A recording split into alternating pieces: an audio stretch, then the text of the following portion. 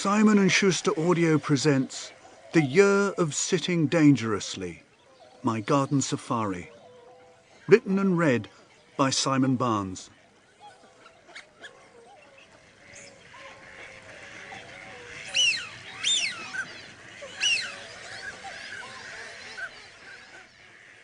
Forward.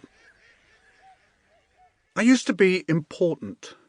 Taxis, aeroplanes, hotels, press conferences, deadlines. Something to drink, Mr. Barnes? Copy 5 minutes before the final whistle, Simon, and your considered piece half an hour after that. Movement, travelling, passport, laptop, plug adapters and toothbrush always in the bag, ready to go.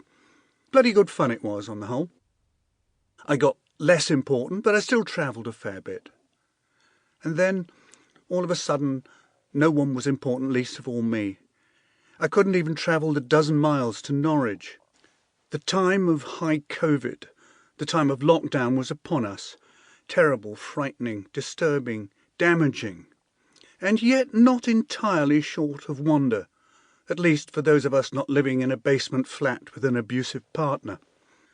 Stationary, grounded, forbidden to move, I resolved to travel in the only way I could, by staying still.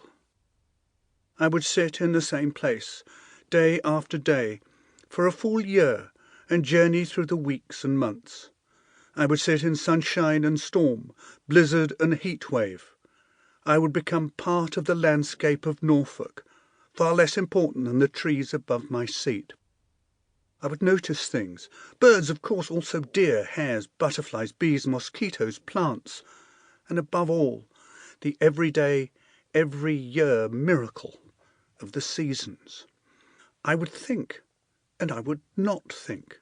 I would use my mind, and I would lose my mind, or at least mislay it. I would sit still, and by sitting still I would travel to places I had never been before, where few people have ever been before. The dangers, such as they were, would come from weather, from the testing of my patience, resolve, and love, and from the alarming opportunity to let my mind fly wherever it chose, vulnerable to bad thoughts and worse fears. I might even, horror of horrors, be forced to face the fact that, as winter moved to spring and the blackcap raised his voice in song, I was now as unimportant as I always had been.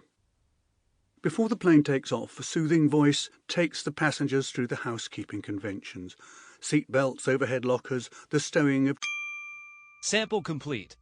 Ready to continue?